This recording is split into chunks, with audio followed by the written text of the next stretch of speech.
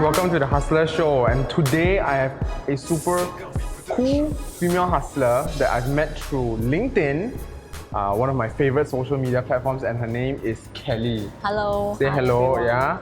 yeah. So she is a real hustler, and I think she has a really interesting story, and her experience is just amazing, yeah, for a lot of you young women out there. And I believe that a lot of you can benefit from this show and some tips and also advice from Kelly as well. So Kelly, why don't we start off with just sharing a bit of your life story of some sort, yeah? Hi, thanks Jeremy for inviting me. No problem. I'm Kelly. So I'm actually a real estate negotiator from IQI Realty. So I think we both know each other from LinkedIn, that I share quite a lot of stories on LinkedIn, talk about my past, and now I'm actually a mother of two, and I still need to work, and also at the meantime take care of my children. I see. Right. But you have a really inspiring story that I've seen on LinkedIn, but I don't want to spoil it for my readers. You want to share a little bit more about that? Because I think that is the truly inspiring part of your journey. Oh, okay. Actually, I started to become a banker. That's my first job. So after that, a few years later, I think I was 22 years old or 23 years old. So you started banking at what age? 20. 20, okay. Yeah. Then I met a boyfriend. Then he invited me to come to KL to work as his manager. At the time he was operating a furniture shop. So we were in the business together. And then Where were you previously before you moved here? Oh, I'm from Ipoh actually. Ah, okay. Yeah. So after that, the business grew, and then it grows like sort of too fast. So it crumbles down, and then the business closed down. So overnight, I've lost a boyfriend, and because we break up, because of that, because of a lot of argument. Like mostly because of business? Mostly because of business. Okay. So I break up, I'm in KL, I don't have a place to stay because I used to stay with him, and then I don't have a job, and I'm driving a Honda Accord that time, which I'm thinking how to pay my car installment for the next few months, probably next few years. Wow, okay. Yeah, so it's kind of difficult for me to go back to banking because a short period, I think around 2-3 years, that I stopped working in corporate. So they were like questioning me that where is this 2-3 years of gap, where have you been and all that. So I've been struggling to find a job in KL also. Right. Do you think that employers actually see those things as very, very serious? Like, oh, there's this 2-3 year gap in between, and what have they told you, like, that made you feel that way? Definitely because of the shortage of that few years, they are reluctant to take me back because they feel like you may be disconnected from this business. Yeah, so that's why the most of the employers at the time told me that they need to have second thought about it. I see, which is, Yes, which is not a good sign, right? Yeah, and that's why I still continue to work right now, although I have 2 kids that I need to take care. But I think there's a lot of mothers out there which they delivered 1 or 2 babies, and then they want to go back to work. They might have problem for it as well because. I see. Yeah. So how, after that 3 years of break, when did you decide that real estate, was what you wanted to do? Oh, after that incident, actually one of my friends from Hong Leong Bank, he hired me to go back to as a mortgage. So I had to start from ground level and then work my way back up. Then after 6 months, my other friend, he wanted to open an agency.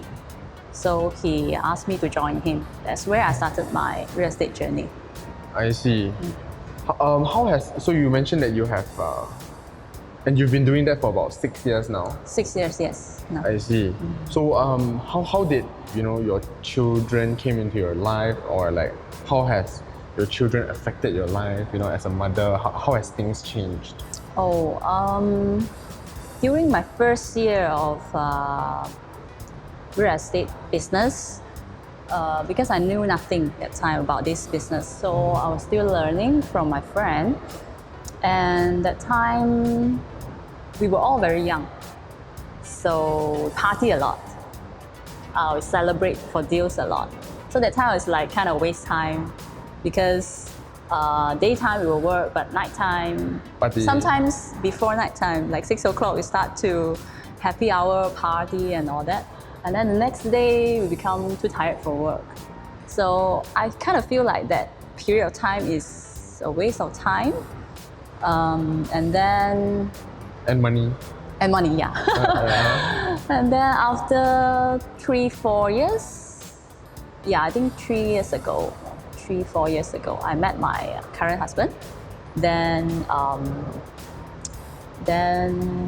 I started to go to the course for my real estate license. And then after 3 months, I found out that I'm pregnant. Wow. Yeah. Okay. In the middle of the course. Right. Was it planned or? No, it's not planned. So we have to rush for wedding, because I'm not married yet at that time. Rush for wedding, rush for preparation of my pregnancy, and at the same time I need to work and I need to study. Wow. So you're juggling 4 things at once at a time. Yeah. Was it stressful for you? Thanks to my husband, he didn't make it too stressful for me, because pregnant, so try to be calm. But it's the one hell of journey. Right. So what kind of support or emotional support does your husband,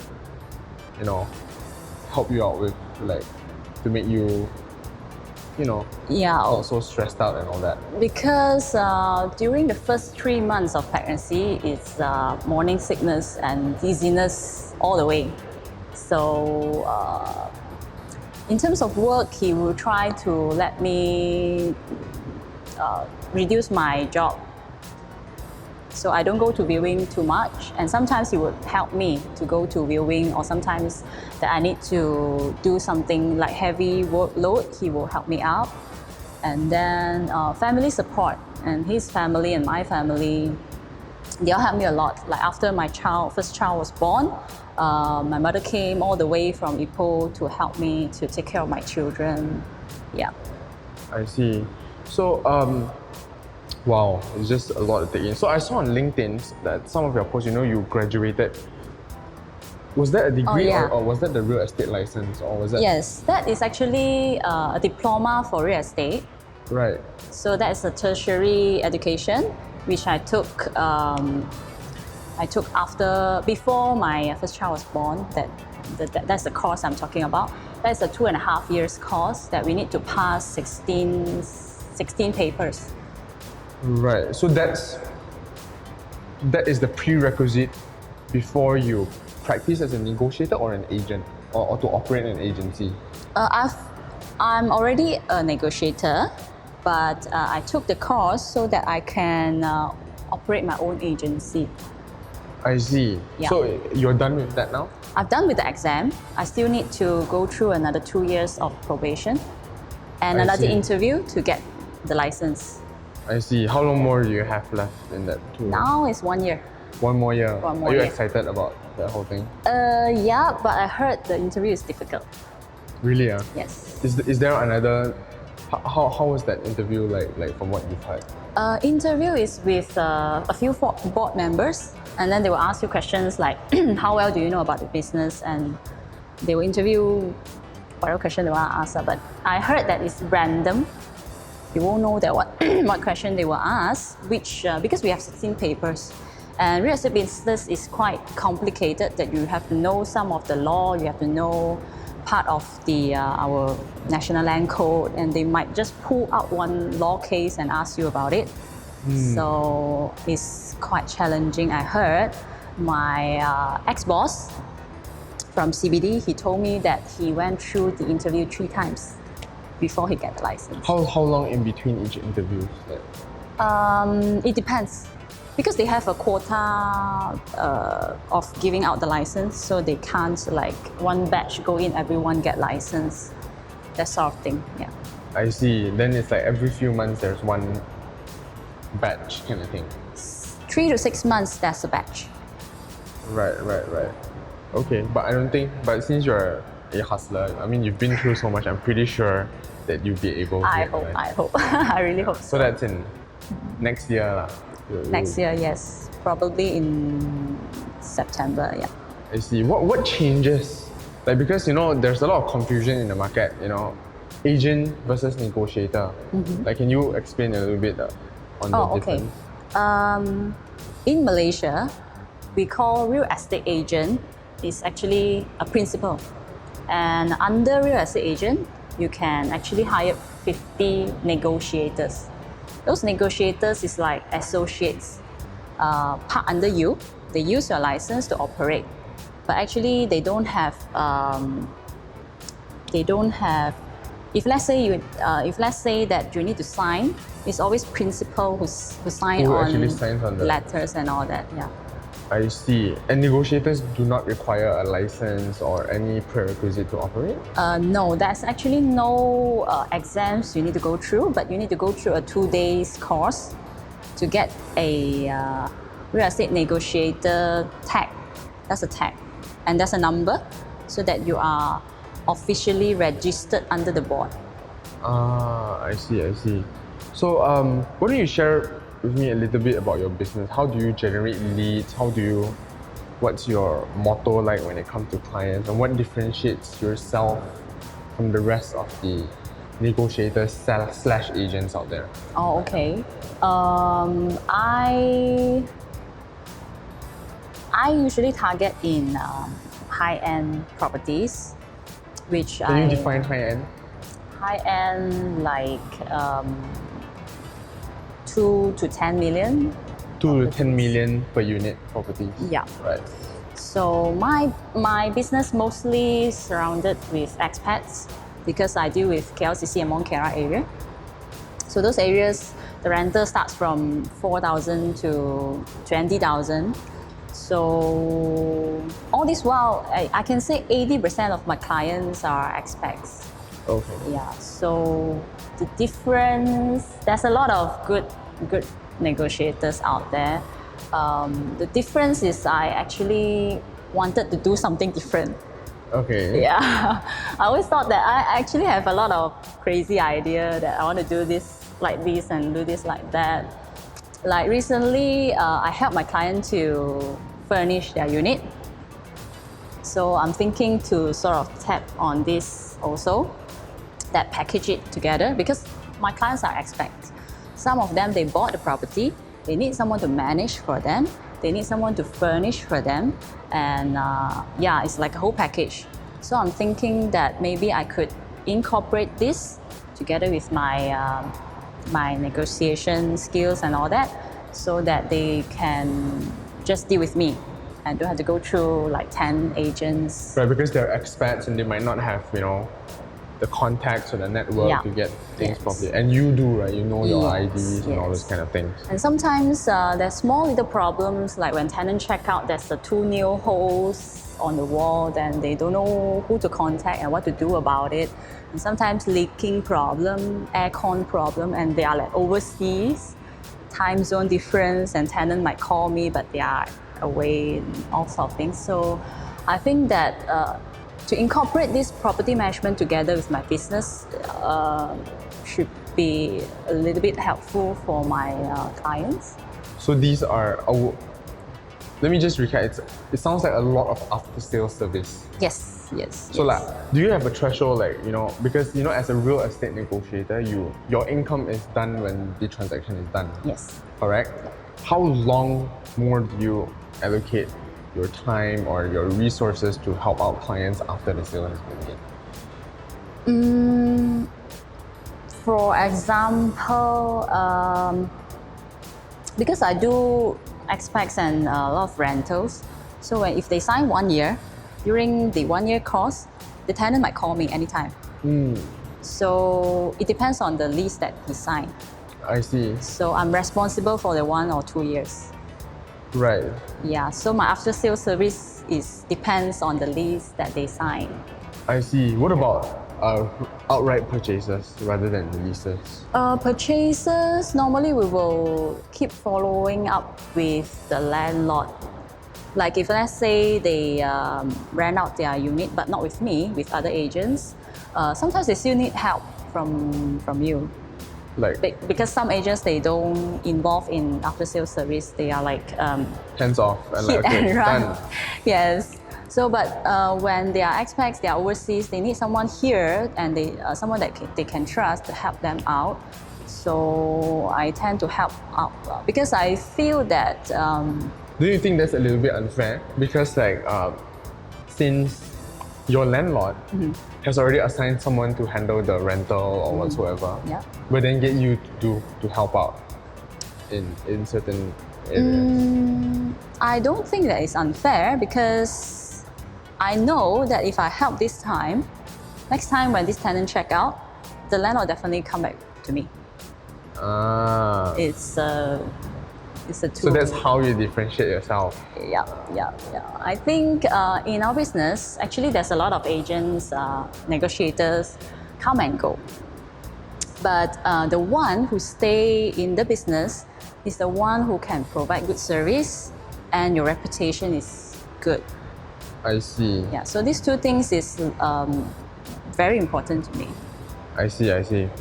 Which makes you like the superstar that you are in your space, right? So I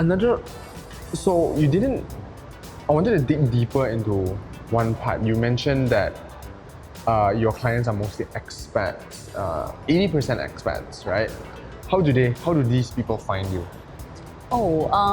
We have platform in our business like iProperty, Property Guru, and all that. We actually spend a lot of money advertising. I see. Is the ROI usually there when it comes to? Some website, yes. Some website after we need to try all, but then after some time you will know that some website is working, some website is not. So we will cut that. I see.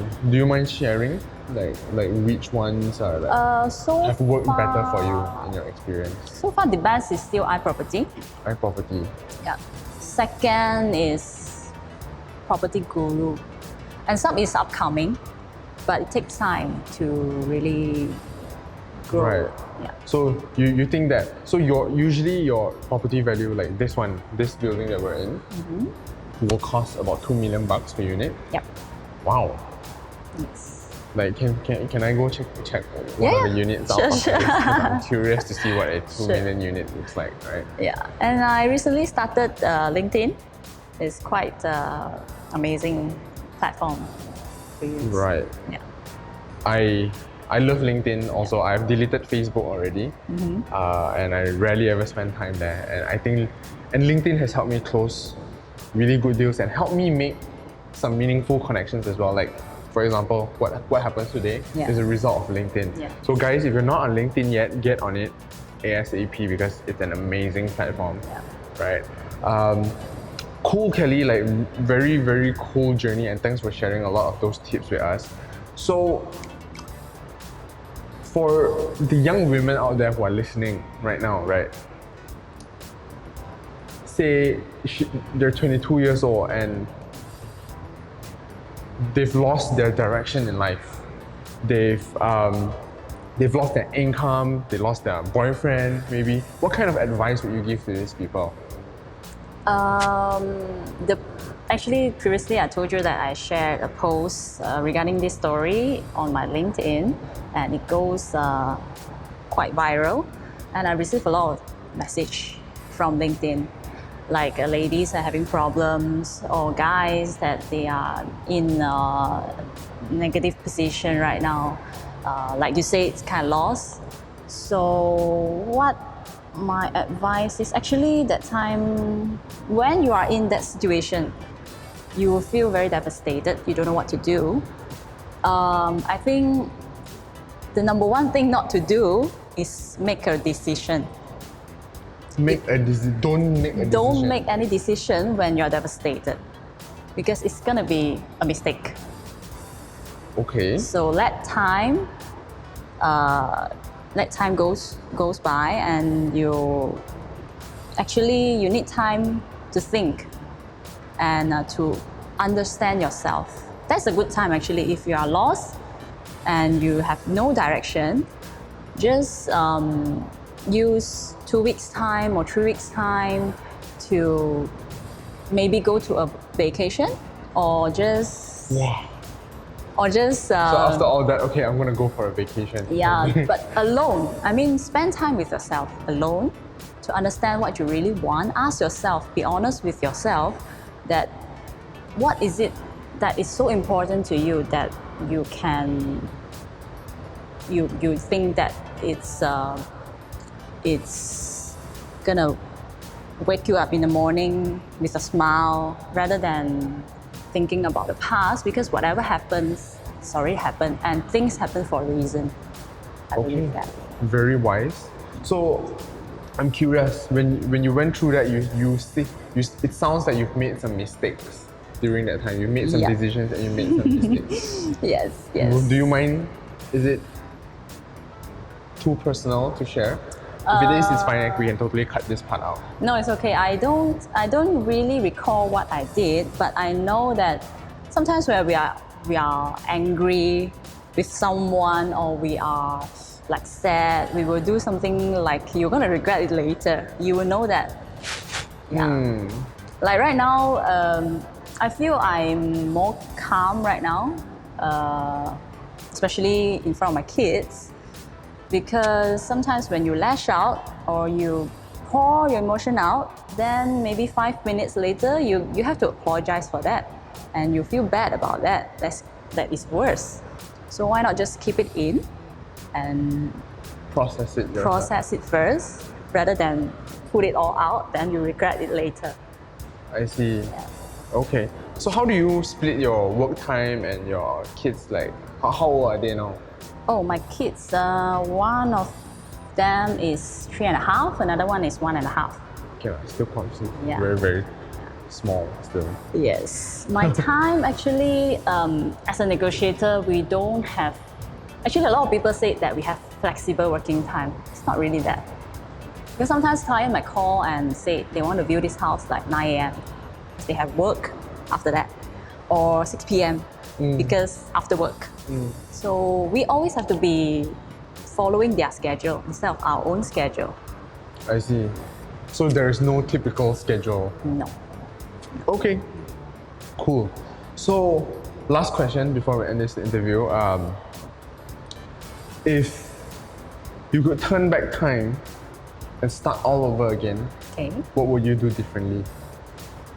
Or would you do anything differently?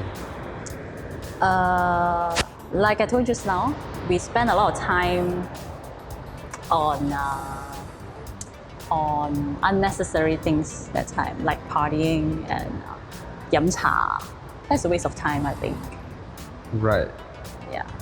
Okay, so you wouldn't spend that kind of time, and you would have spent more time more productively instead. I would say that because that when I first started, I thought that, like everyone else, I thought that our time is flexible.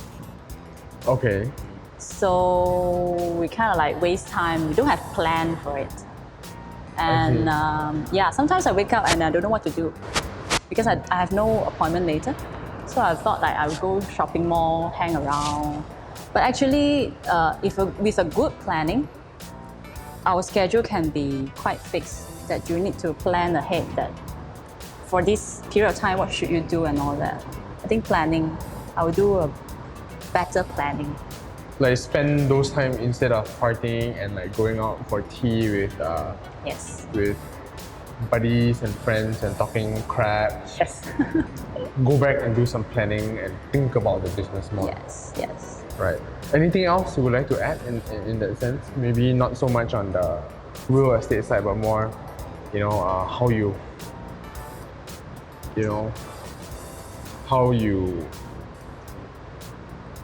view problems, how you view relationships, anything else to add on to that? Because I feel like you have a lot more to share. Okay. I think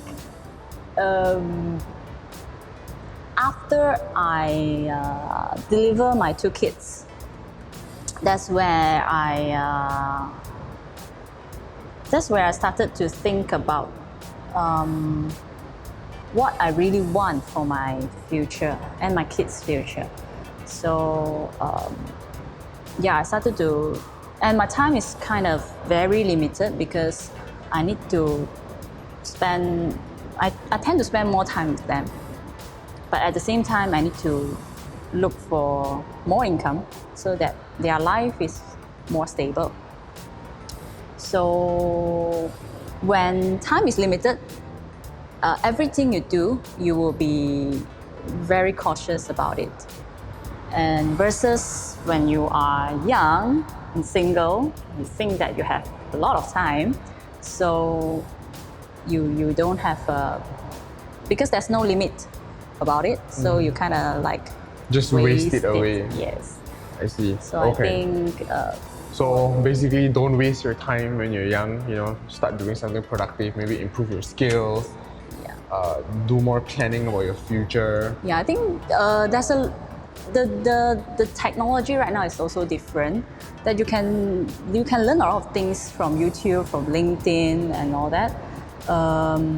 Just spend more time, think about what you really want, and have a goal. Then find a way to reach your goal. I think that's very powerful. I think achieving anything is all about, wanting to do it, planning how to do it, and then actually doing it. Correct? I think that is the key thing that we're trying to get across here also. Okay, I know I said the last one was the last question, but I'm also curious with one more thing. Okay. You are a mother, you are a wife, and you are also a career woman. It sounds like it, right? Where are your priorities? Like number 1, number 2, number 3? Where do you still see yourself first? Number 1, definitely my kids. Mother, so you're a mother first? Mother first, yes. Okay. Second is my career. Second is your career? Yeah. So sorry, my husband. Okay. Yeah. I think when you have a happy kid, happy family, then you will perform better at work. Okay. Yes. I think that's a very common thing amongst working mothers. Yes. Mom, children first, mother first. Yes. Sometimes husband first, depending on what kind of person you are, but you are career first, right? Yes. Don't get angry with her, dear husband. Okay, so I think thanks a lot once again, Kelly, for coming on to the show. I think you shared your story, and I think it can inspire a lot of especially young women out there. And thank you so much for coming on to the show to share this. Okay, and guys, if you're into learning about real estate or you're interested in buying high-value real estate in the Kuala Lumpur and Mont Kiara region, definitely check out Kelly's LinkedIn profile. And if you're just looking for inspiration to drive you to do better, check out her LinkedIn profile. I will be putting it in the show notes down below. She's one of my favorite people on LinkedIn, and I think everybody should be following her, okay? So if you think this episode is helpful to a loved one or a friend, please share it with them, and we would really appreciate that, and I think your friend will really appreciate this as well, okay? So I think that's all for this show. Yeah, thanks for coming on to the show again, Kelly. Thanks for inviting me. Thank you. Bye.